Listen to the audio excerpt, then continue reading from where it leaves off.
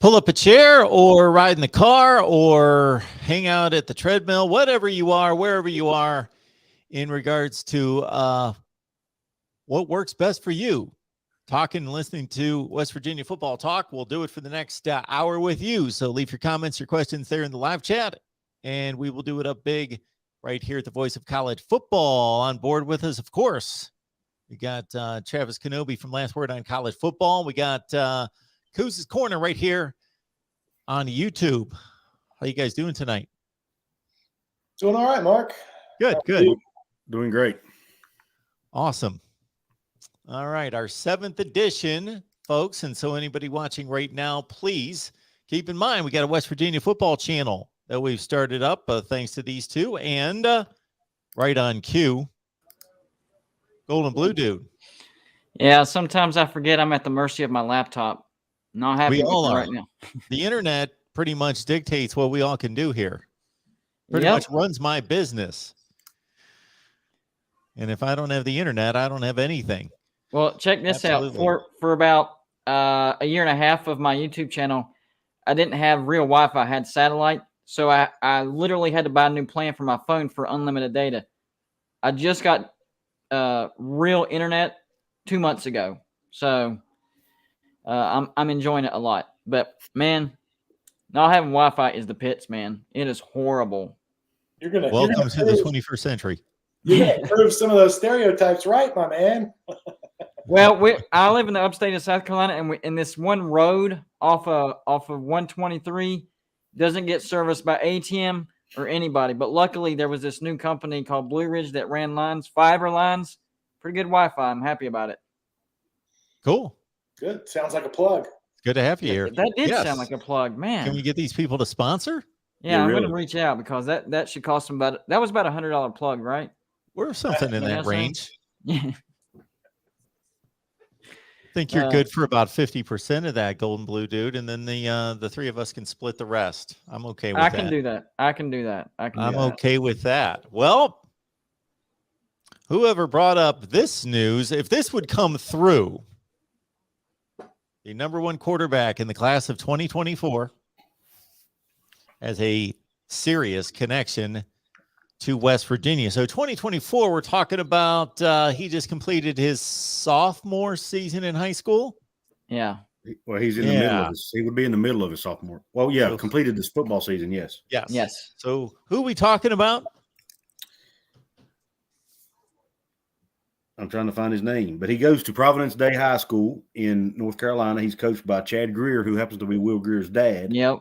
So Jadyn Davis, right? Jadyn Davis. That's correct. Yes. So he's ranked as the number 1 quarterback right now in his class. That's what I read. Yes. Number 1 overall right now. Yes, in the nation. So not just quarterback, but like overall player.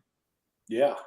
Wow. In his tweet, he says extremely excited and blessed to be receiving an offer from West Virginia University, and he's got a picture of Will Greer. Yep. And in of course, the team photo as well. Well, that right there, that's why I keep telling West Virginia fans to chill out. Even if this upcoming season isn't spectacular, 7-5 is good enough for him to keep his job, because when he's talking about rebuilding and the future of West Virginia football, big things are coming if we can hold on. I'm more worried about holding on to Neil Brown, because his plans for the future are big, very, very big, and he's layering it year by year. Now, as a West Virginia fan, and we're all guilty, we want it now. We want to be Big 12 contenders now. We want to have, a top 20 recruiting class now, all that stuff, but he's layering it. Holgorsen didn't do that. He built teams on transfers, the transfer portal, and we had some decent teams, but the way that Holgorsen built West Virginia, we never had a shot of winning a Big 12 championship. I mean, we didn't. We couldn't even beat Oklahoma. We still haven't beaten Oklahoma. And with a bad West Virginia team, we almost beat Oklahoma this year. Those 50-50 football games is what killed us this year. So, man, if we could just somehow dig down and grab that patience and hold on to it for dear life, I really think the good things are coming to West Virginia. Like, really good things. Like, expectations through the roof, good things. Well, I think it depends on. Complain. Do what? I said, Go I ahead, don't Travis. think any of us here would complain about that. Yeah, that'd be amazing. No, not at all. I mean, you say 7-5. I mean, it depends on if we're 7-5 and the offense is still terrible, then I don't know about that. But if we're 7-5 and the offense is improved and the changes that have been made are working, then we might be having a different conversation. What about this year we went 6-6 in the regular season, and 4 of those were 50-50s, right? What if we go 7-5 this next year, and 4 of those are 50-50s? So we gain some ground, but not a lot. But we're still in that second step where we're in games, we just can't finish them yet. That would be my question. I think it just matters. I mean, I think the eye test is going to have to play a role in that. And if we fire Neil Brown, who are we going to get? Don't know. There's a lot of good coaches out there, man.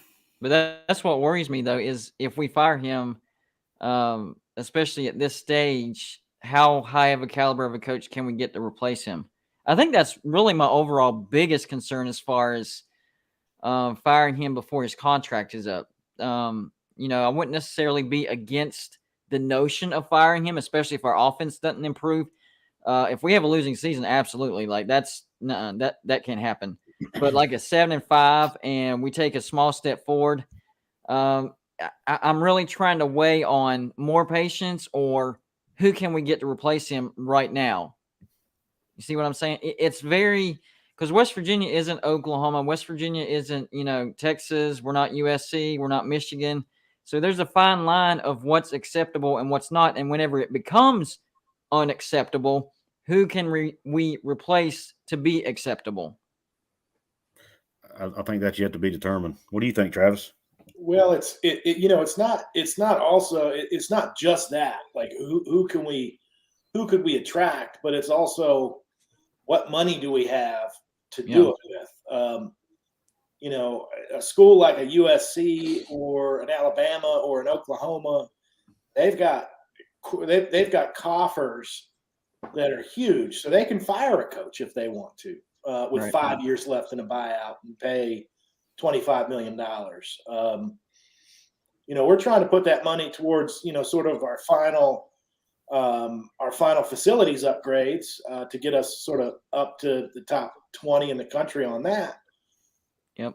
It may not be a wise investment to fire a coach, even if the fans demanded it. Good point. I really think the next step is,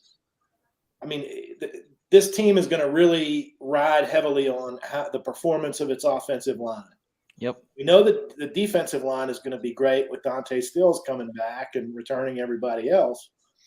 But, if the offensive line doesn't improve, I think the next step in the climb is we got to talk about Matt Moore a lot more seriously than we have. And if Neil Brown doesn't do that, I think he's really then at that point letting his loyalty.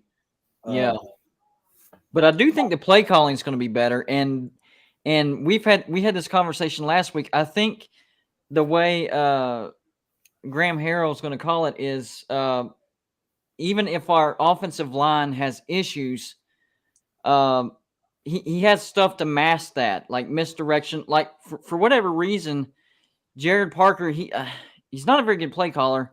Neil Brown not all that great either. He has too much responsibility. So we need somebody.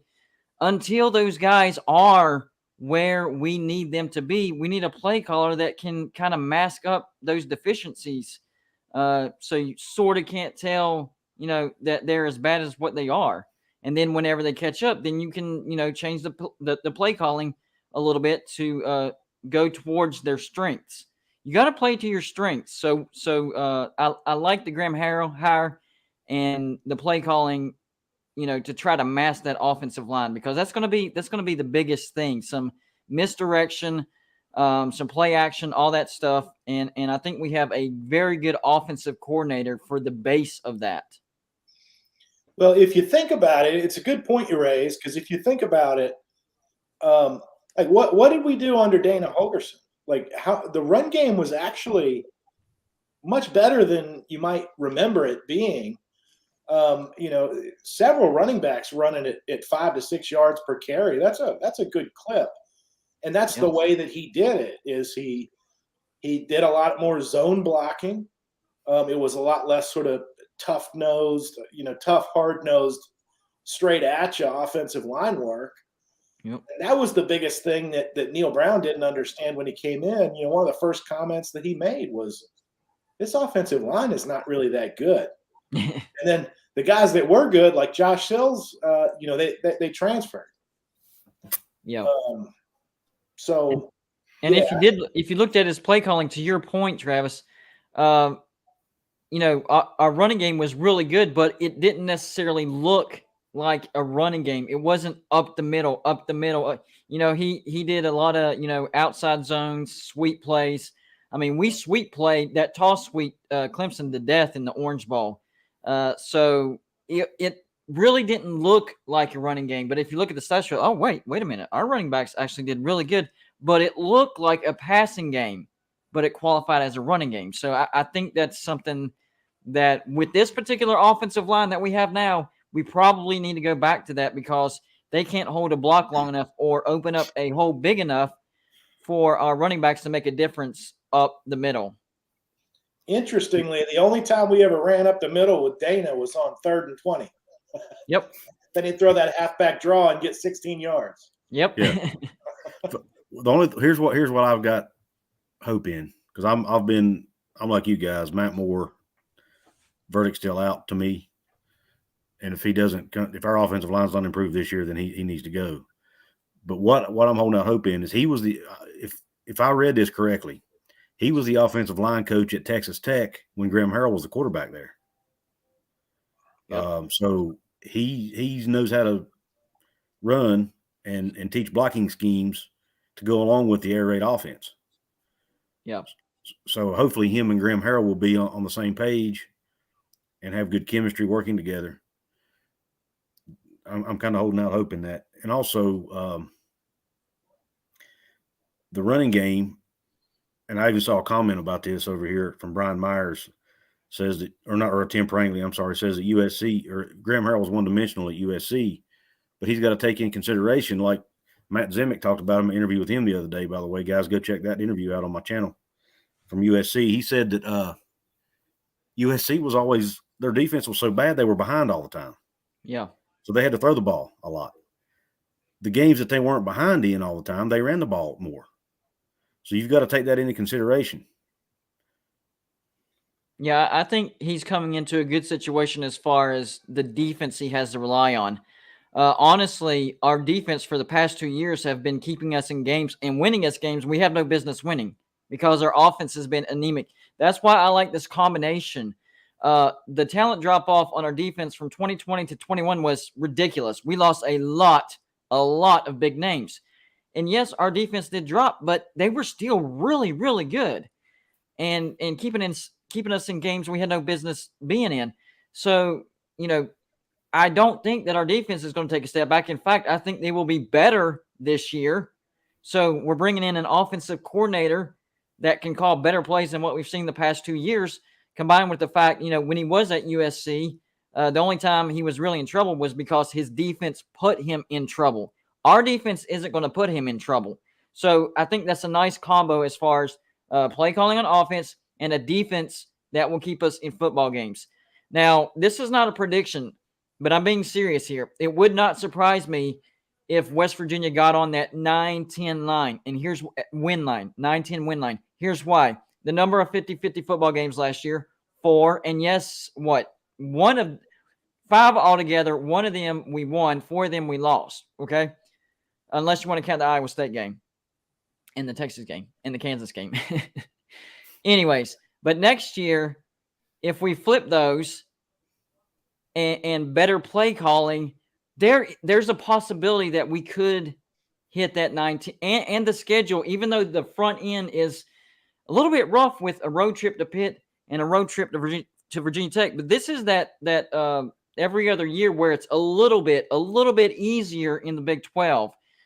We get Oklahoma at home. I believe we get Baylor at home. So if we were to be able to do, it would be this year as far as doing it early. Now, if we had last year's schedule this year, I don't know. I think the schedule's okay, except for that first little stretch, really 2 games at Pitt, at Virginia Tech. And our offense was just so bad last year. It was terrible. So the fact that we even got to a bowl it blows my mind.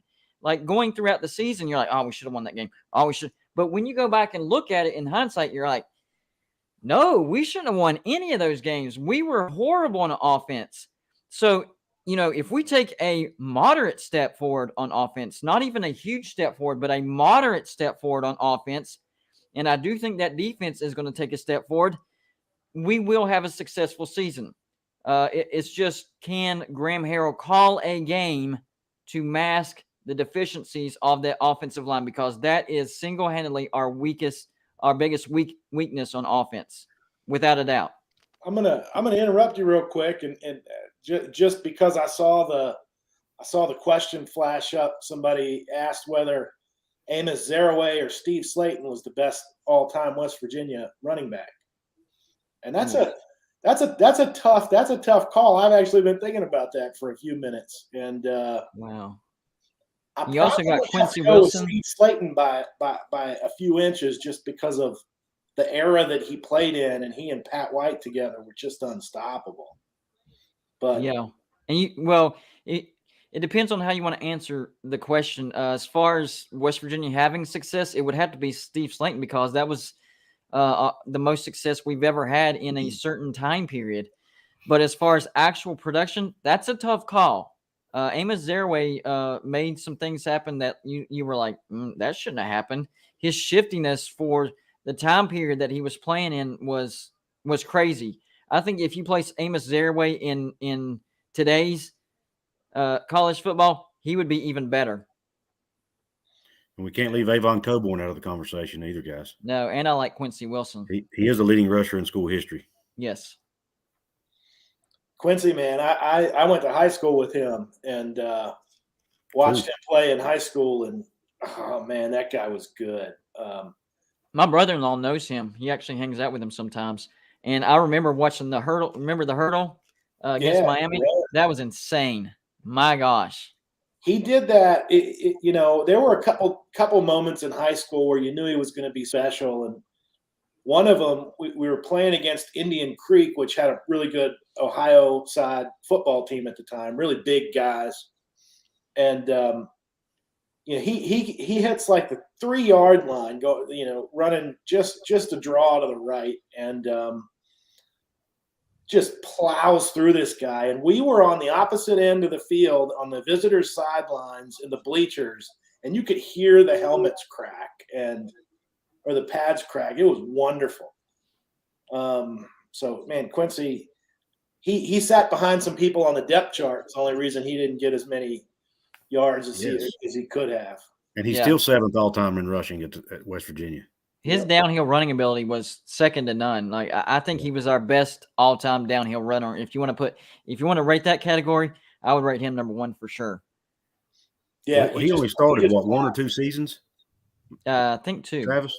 Yeah, 2 when he started basically a year and a half, I think, if I'm remembering right. He got carries behind guys before then, but right. Yeah. But he wasn't the main guy until mainly his senior year, really. Yeah. Yep. And he still had over 26 or 2,700 yards, somewhere in that neighborhood. Imagine if he would have started all of his years at West Virginia. Man, he would definitely be all-time leading rusher, I think. West Virginia, we used to always have great running backs at West Virginia. Oh yeah. Did we not? And they were all also, I was reading the thing the other day about how small our running backs. We used to always get these little small guys, 5'10", 5'11". Yep. We hardly ever had running backs that fit the 6'2", 235 mold. Well, look at we were talking about guys we've offered recently. One that I'm not sure whether we've offered yet because it's coming up on that time. Noel Devine was a 5'9" scat back type, but one of the best, probably the best high school highlight reel of all time from Noel Devine. Yep. He's the one I feel most sorry for being here during the Bill Stewart era because didn't use him right. But And didn't he get recruited by Rodriguez? He did. Yeah. Yeah. I think he was a freshman Rodriguez's last year. Yeah. But his that's son another was thing that actually- sucks for whenever coaches either leave or fired. Then you have these recruiting classes that were recruited by that coach, and then they're like, thanks for leaving me hanging. Yeah. Yeah, I think about Noel Devine a lot. I think he's ranked as our all-time best recruit out of high school as far as star ranking from 247. And he just, man, he got to West Virginia under the wrong coach. And bless his heart, Bill Stewart, he did the best he can. And the crazy thing is, Bill Stewart actually has the all-time best winning percentage as a West Virginia head coach, but he wasn't there very long. So the few years he was there, he was winning 8, 9, 10 games. But the talent that we had, we should have been much better than what we were. Yeah. We lost games to teams we shouldn't have lost to. I mean, Marshall scared the heck out of us in 2010. Yeah. That should not have happened. We lost to Colorado. Ridiculous. We lost to ECU, and none of those were very good teams. Those East Carolina losses killed me, man. Like, probably right up there with losing to Virginia Tech or Pitt. The next level would be losing to a Louisville or in East Carolina. I hated losing to East Carolina. They had East Carolina had some good fans, but my gosh, they were really good at trash talking. Really good. And I didn't like it at all. Well, getting back to Noel Devine, though, his son, Andre Costa, is a 2024 guy. And Noel Devine has tweeted a couple of times that he'd really love for his son to be in his old uniform. So, man. We could. That would be awesome. Yeah. Is he? How highly rated is he? Or is he to that point yet? It's 2024, so so far they've only rated like 75, 100 of that class. They're still early in it, but he's starting to rack up offers. Florida Atlantic most recently. I'm looking for size numbers on him. He looks fast. He looks really fast. Yeah, shouldn't be any surprise. Ain't that crazy that Pat White's our second all-time leading rusher? I just saw that stat. I didn't realize that. Sorry, I had to say something. That's if that doesn't tell you he's the all-time greatest quarterback. I mean, I know there's arguments, but my gosh, the dude was a superstar at West Virginia. His arm was underrated too. He didn't appreciate it. But he had a cannon, pretty accurate. You go back and watch that Georgia Sugar Bowl game back in 2006, and I remember this one play. It was either their second or third touchdown, and the receiver was running the drag route in the very back of the end zone. 2 receivers, and man, he fit it right in there. And bless the wide receiver's heart. As soon as he got pounded, held on to it. But the window that he fit that in was, I thought it was picked off there for a second, especially with the angle that the TV camera was on. It looked like it got picked off, but it didn't. He had a great arm.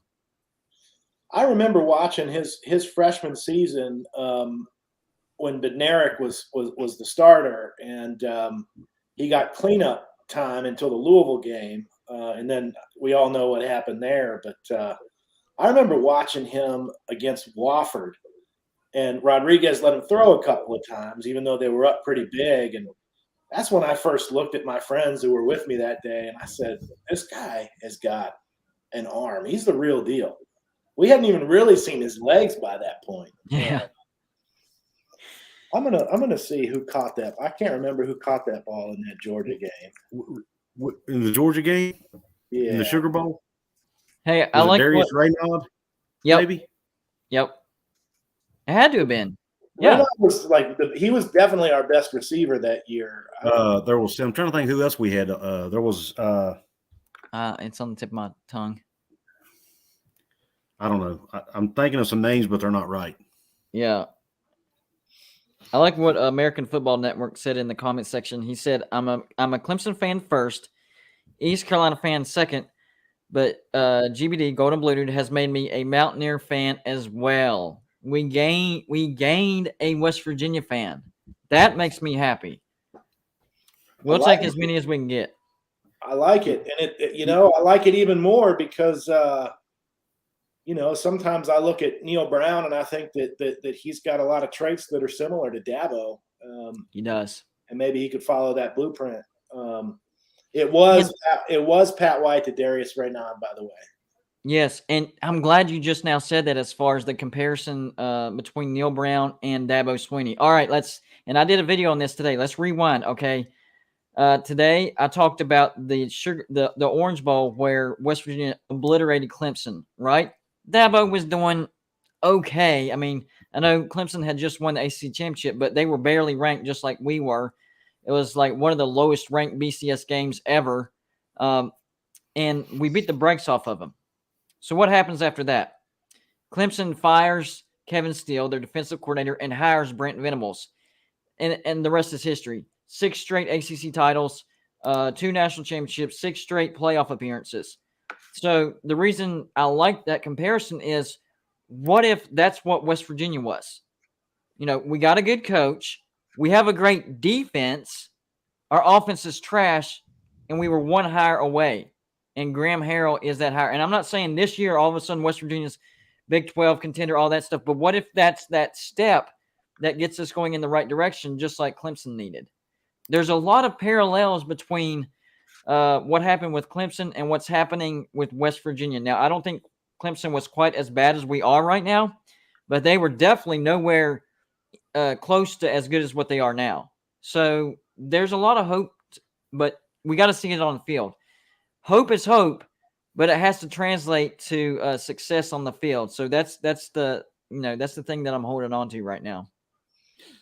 Ironically enough, you mentioned Dabo. Neil Brown, actually, I heard in an interview, I don't know, a couple years ago, maybe it was early on in his tenure here. He actually spent time at Clemson with Dabo and his staff, seeing how they do things. And he intentionally brought a lot of that back in. This is when he was at Troy, I believe, or maybe the year between. But he brought a lot of Dabo's philosophies and way he does things into his own coaching. So there's something to that. I think Dabo is kind of a guy that he looks up to as far as that's how he wants his program to be. The way Dabo runs his program is the way he wants to run his program.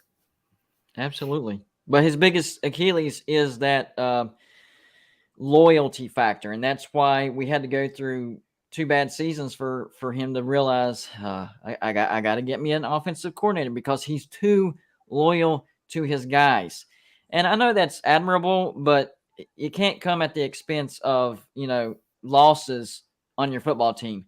So, even though that was not a good trait as far as long as what he did. Now let's move forward. All right. You were loyal for as long as you could be. Now we're on to a better hire, and let's see what we can do now and learn from your mistakes in the past. If a coach is not doing good, don't be more loyal than what you need to be. If you want to give him a chance, that's fine, but don't overextend like we did over the past 2 years because our offense was just terrible. Probably the worst offense I've ever seen at West Virginia, to be honest with you. I really like the things that Graham Harrell has said so far about just keeping it simple. I mean, we say it all the time. I mean, probably any profession that you could imagine, somebody has told you, some mentor has told you, KISS, keep it simple, stupid, right?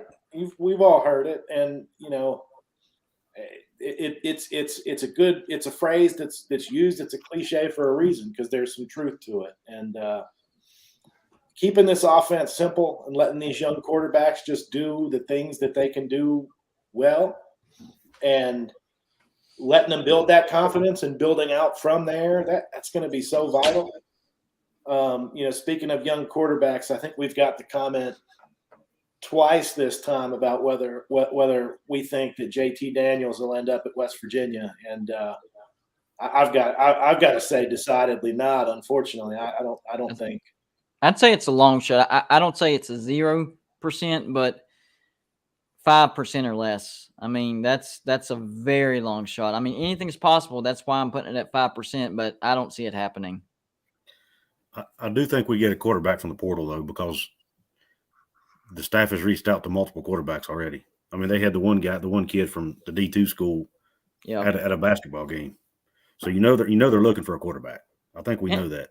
And it doesn't have to be like a superstar, like a Caleb Williams or a Spencer Rattler or JT Daniels. We just need an experienced quarterback to get through those first 3 or 4 games, so Nico gets used to the speed of the game, and then Nico can take over as starting quarterback. Once Big 12 play starts. I know Kansas is like the 3rd game, but once the full slate of our Big 12 schedule starts, maybe Nico is familiar enough with the offense to take over, because our goal shouldn't be, we're looking for our starter quarterback for the entire year. No, our goal should be, we're looking for an experienced quarterback that can start a football game for us, but is not the long-term answer for us, because Nico needs to be our long-term answer.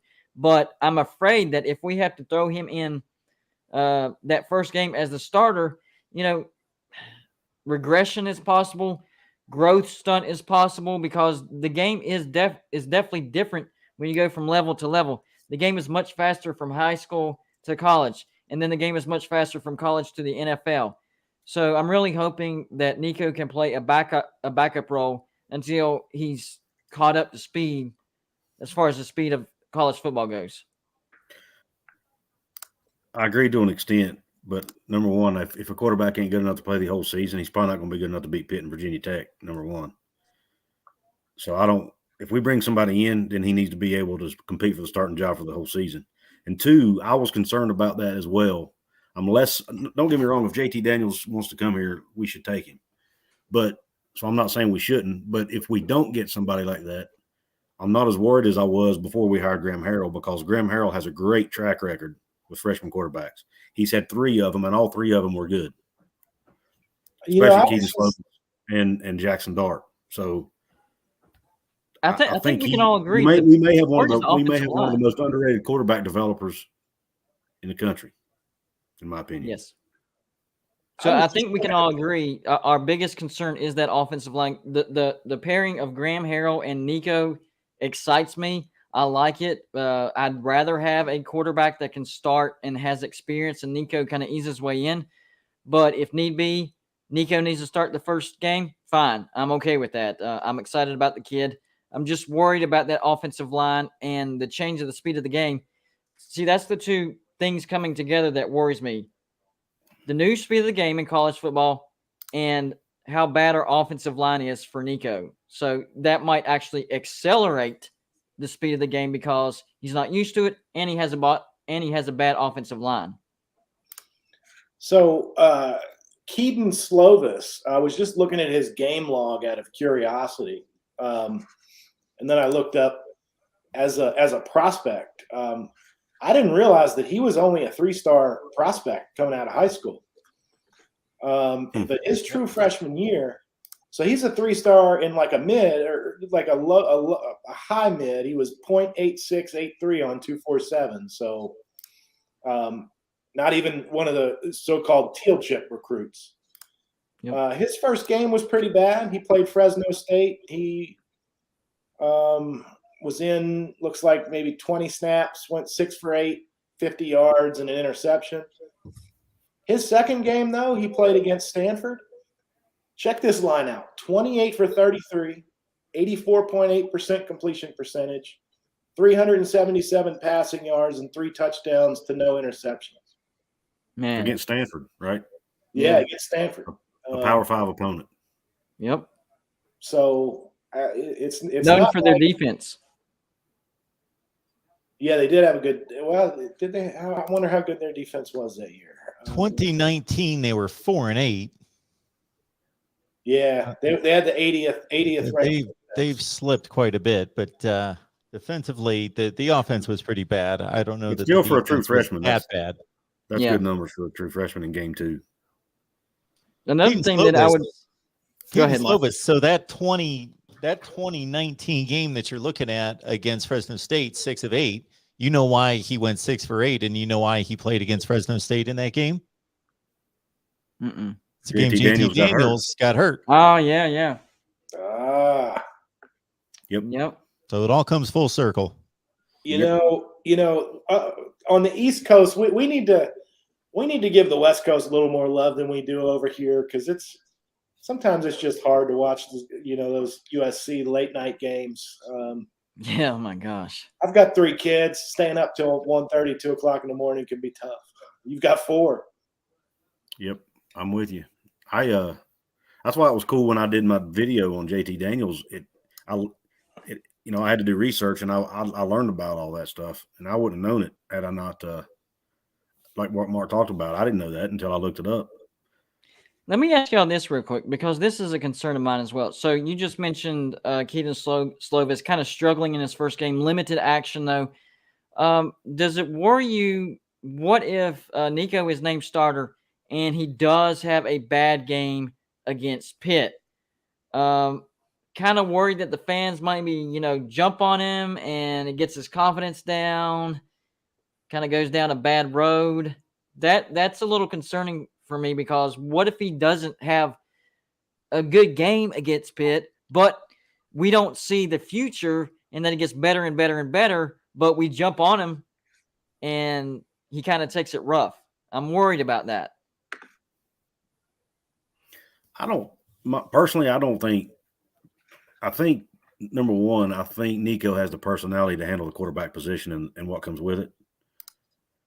He seems like he's got the it factor, and he's got the ability to, and the confidence in himself to not worry about that kind of stuff. And 2, I really hope our fan base, look, I know there's always going to be some out there who's going to get on him, but truly to goodness, our fan base doesn't expect a true freshman to come in and be a Heisman winner on the first game of the season.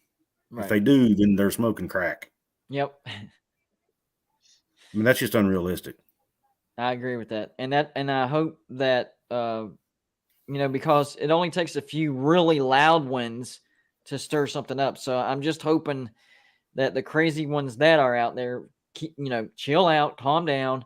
Let's get through at least half the season before we even start thinking about saying something, because, I mean, this will be his first college football snap if he is the starter in the Pitt game. So we're going to have, a little bit of patience. Now, if he comes out of the gate firing and he's awesome, hey, that's awesome. But the chances of that actually happening, I don't think are very high. Now, I don't think he'll have a bomb game. I don't think the chances are high on that. But having a fantastic game right out of the gate, not very high chances on that. So we got to have patience, and hopefully Graham Harrell calls a game to where, if he sees Nico struggling, he starts, disguising that with extended run plays like the toss sweep, bubble screen, easy stuff for him to get comfortable in. Yakov 22's got a question here that I'm kind of interested in as well, because we've been talking about this on a couple other shows in regards to National Signing Days coming up, at least the second one coming up on Wednesday, February 2nd this week. So where does West Virginia stand in regards to facilities? What would be the estimation on where they stack up? Are they ahead of the curve, on the curve, behind the curve? They're ahead of the curve. In fact, right now, this isn't my opinion. This is the opinion of people that have toured it.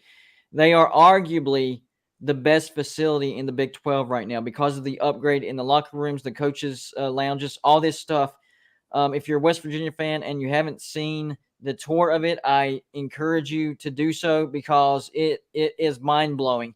It's not just real nice. It's technologically advanced, like players recovering faster, stuff like that.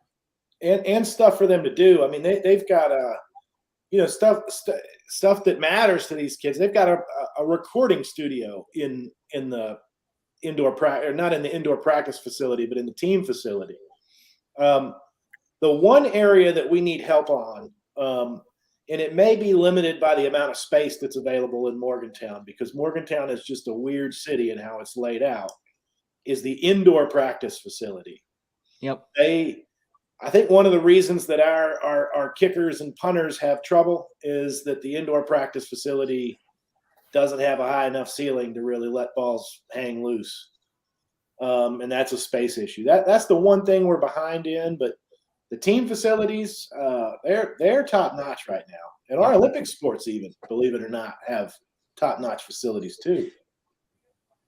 Until the year 2021, we were pretty much near the bottom of the Big 12 in facilities.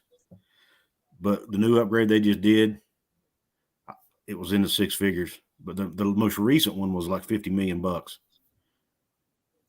We're now in the top. Put it this way, I don't think it's a coincidence that the year after we had that done, we had one of our best recruiting classes in school history. I don't think it's coincidence. Nope. And got a barbershop in it. Neil Brown has said as much, I think. Yeah. Barbershop, Facts. video games, sleep pods where they can take naps. Yeah. State-of-the-art recovery, cryo chambers. I mean, you name it. It's got it all. They might actually help their players live longer, to be honest with you. I mean, it's insane. Yeah, and yes, recording studio. We'll say it again and repeat it. I did not misspeak. They have a full-on recording studio. Better microphone than Mark has up there in the top corner. Yeah. Definitely better. That doesn't than mine. surprise me. Yeah. Yeah, it's beyond what you would normally think, like stuff that the players are interested in outside of football. It's not just all football, which there's a bunch of things that help with football, like recovery, the steam room, and then the hot tub, and then the cold tub, and then the cryogenics, just a bunch, and then the nutritional things, even the freaking equipment room is ridiculous. I mean, it's all insane, but that's the football side. But they thought beyond that and added stuff that players are interested in outside of football. So they're actually focusing on morale as well. And a lot of places overlook morale, and that's a very big deal.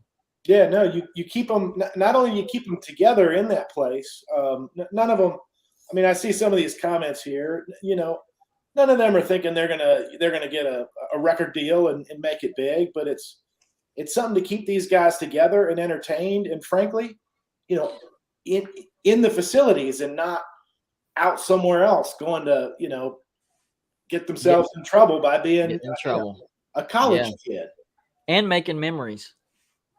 And listen, not all the kids are into rap music either.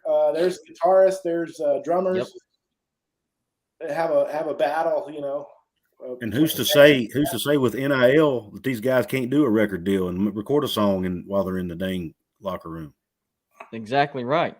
They could. So hey, I wanted to show you guys something real quick. All right, check this out. All right, what do y'all think that is right there? What is that? That's some Legos. It looks like. Legos, yeah, it is. Right? Yeah. All right. So that's kind of the foundation, and it's really, really, really, really fragile. In fact, one part broke, but I'll fix it. And that's what I'm building. Awesome. Nice. So That's neat. that's going to probably take me, 2-3 days to build. I got the foundation, and it's so fragile that one little thing, and it's going to kind of, I'm not going to fix that right now. Listen, creative guy I'm just ragged on you a little bit. He called it a Lego headband. Hey, I might be able to turn it into that at least. If I can't figure out the rest and it doesn't work out, I'll make me a headband and wear it. Sure thing. I've always been a Lego geek. Like, that's something that a lot of people don't realize. Like, me and my brother, and we do it to this day. Like, this isn't just a childhood thing. Like, we've built football stadiums. Seriously, football stadiums. Not directions either, out of our heads. Anything that we can think of, we're going to build it. So my brother actually bought me that for my birthday, and he knew right off the bat whenever he saw that, got to give it to my brother. Haven't had time to build it though, so I started it today. That's why it's in the foundation. But man, I love Legos. So West Virginia Lego helmet. Comment. Man, I want to address this comment by Jeff Webster. Jeff Webster, that's correct, but Rivals has West Virginia as the number 22 class in the nation. So it depends on which recruiting service, and number 3 in the Big 12. It depends on what recruiting service you use, man. But yeah, we are 33rd according to 24/7, and I think maybe ESPN or some of the others. But those are the ones that don't count transfers either. We count Rivals because that makes us look better. Hey, but even 33 is a good class for us, man. Yeah, it really is. Hogerson averaged in the what, upper 40s at best. something like that. Yeah, I think it was lower 40s, like the 41, 42, 43. Well, that's what I meant. I guess I worded it wrong. So speaking of, we circled a minute ago about the facilities and how they play into NIL. And before the show, Justin brought up a good point about the Country Roads Trust. Justin, you want to lead us off with that, maybe? Yeah, I can kind of hit the high points. Basically, West Virginia and some of their donors and supporters were concerned that West Virginia would get left behind because West Virginia being a small state, an economically, let's just say it, poor state. There may not be a lot of NIL opportunities for these guys, and the ones that are out there may be hard to find. So Oliver Luck, who is our former AD and also an alum, most of you know him, and Ken Kendrick, who's part owner of the Arizona Diamondbacks and also a West Virginia alum and probably one of our largest donors, if not the largest, formed a company together called Country Roads Trust LLC. It's an actual legit company. And their sole job is to take West Virginia student athletes who want to, they don't have to, but the ones who want to, and help them find NIL deals with companies throughout the state of West Virginia. They're going to use their connections that they have, I'm sure they have throughout the state and everywhere else, and help these young student athletes, men and women from all, it doesn't have to be football either, it's all sports, find NIL deals. And they have student, sorry, I read a comment and it threw me off, but they have several former players and coaches that are going to act as sort of liaisons for these student athletes. Don Nealon, Pat White, Pat McAfee, Jerry West, Deshaun Butler, Jenny Thrasher, the gold medal rifle shooter. I mean, all Jed Jerko, but I mean, they from different sports that are going to act as liaisons and mentors, so to speak, for these student athletes and help them, guide them through the process. And those guys, and by the way, those folks they're volunteering for that. They're not getting paid. Oliver Luck and Ken Kendrick are not going to, according to them, are not going to take a profit from the company. It's all going to go right back into the company. Now they have hired a couple employees. They've hired a CEO and I think a PR person that are employees of the company, but to help run it basically. And then Oliver Luck's going to have a hand in running it as well. He's going to be hands-on. And then Ken Kendrick's basically behind the scenes. He's probably the money man, I would assume, behind it. But and I think it's a great thing because as a West Virginia fan, I was really concerned that NIL would leave programs like ours behind because we don't have the opportunities. Anyway, that's it in a nutshell. I think it was a necessity because I agree with you. I think all of us West Virginia fans, when we heard that the NIL thing was going to be passed, we're like, oh my gosh, here we come, Mac, as far as, recruiting goes and all that stuff. But this is exactly what West Virginia needed to do because they're absolutely right. I mean, our state is poor. There's not going to be a lot of NIL opportunities. I mean, there'll be some, but not as many as others, not enough to compete with, all the other brands. So getting a committee that actively searches for these deals and to get these offers for these kids, it's the smartest thing that they probably could have done as far as it relates to the NIL thing. I don't know anything more that they could have done to address the situation. And it's not, and I want to be clear, because Oliver Luck made it clear that the university has nothing to do with it. Right. They're because they can't legally. They're an independent organization. Yep. Right, but an organization that's built by people who know sports and know how to market sports and know the contractual ins and outs of sports at every level. Correct. Exactly. When you got Pat White has owned his own business if he doesn't steal. I mean, I'm trying to think. A lot of these former athletes are in business in some capacity. Pat McAfee is doing great. I mean, he announces for WWE, has his own YouTube channel. It's insane. What was that, Travis? I said Pat McAfee with his deals. I can't think of a former kicker or punter who's made a tenth of the amount of money that Pat McAfee has made in the past 5 to 10 years. I agree. Yeah. And I was so happy to see him be a part of that, because I was a little bit concerned. I mean, he loves West Virginia. He makes it. I mean, he talks about them all the time in his podcast, but he didn't leave on the best of terms.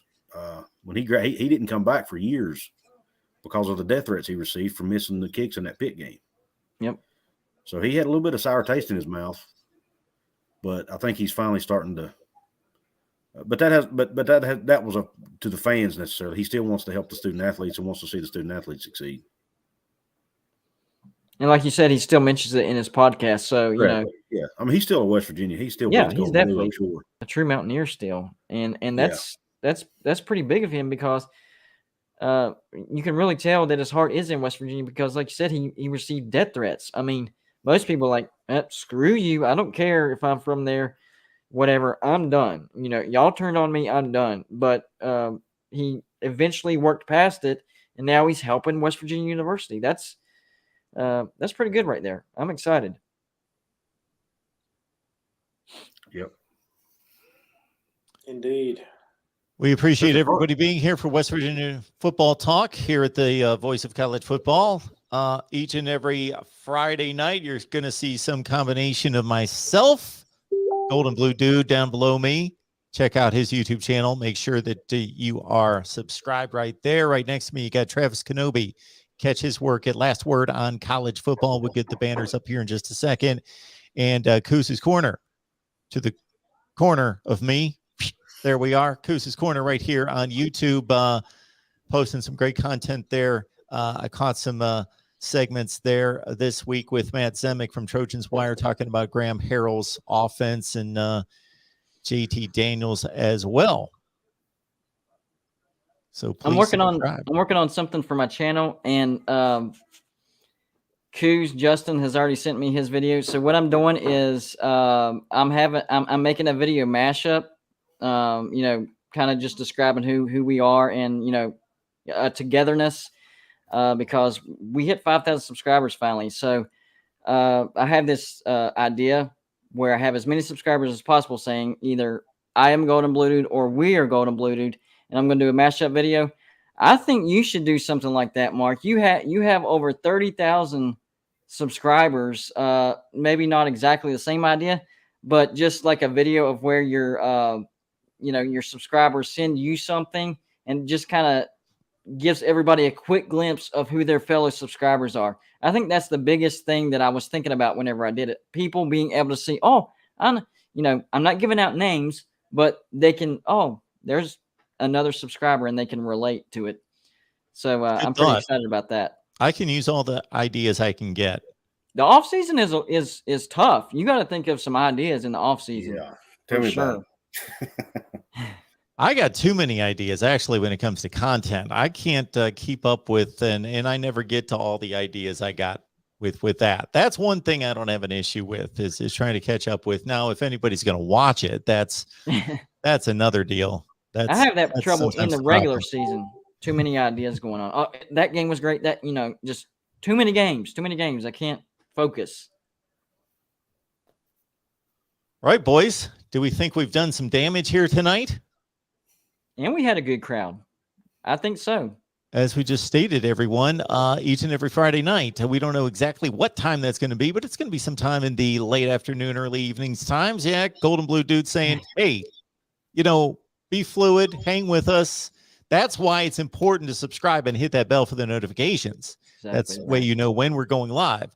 So between myself, Golden Blue Dude, Travis, Coos's Corner, we've decided, hey, we hope that 2 or 3 of us can get together. Man, we must be having a good time because all 4 of us have shown up for 2 consecutive weeks now. So awesome. There you go. Yeah. There we go. Guys, I appreciate it. And again, check out Coos's Corner right here on YouTube. Let me get the banner up here real quick so everybody can see the destination there. Coos's Corner right here on YouTube. Give it a look, West Virginia fans, or if you just love college football and want to get to as many sites and keep up with as many teams as possible, check out his work. As, of course, Golden Blue Dude, obviously right here on YouTube.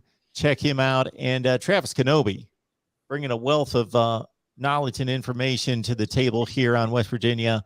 Travis, what have you been working on? I'm kind of like you. I've got about 12 ideas in the hopper right now, and I've got a couple paragraphs, four paragraphs on each, and haven't finished any of them. So I've got a few things I'm working on. Nationally, I actually just wrote an opinion a couple weeks ago about Travis Hunter and that situation. That's probably against the grain a little bit, but my thoughts on it nonetheless. Be looking forward to that. Okay, some thoughts on Travis Hunter. I was asked about that myself today. All right, boys, we appreciate it. Yeah. What's that, Coos? I did a video on that myself and referenced Travis's work because he's already done one piece on it, and it's gotten a great response. Oh yeah. All right, college football fans, keep the faith. We're only 7 months away from college football, so hang in there. And in the meantime, we will do a lot of talking. Talking season will continue next week and every day right here at the Voice of College Football. We will see you next Friday night. See you guys.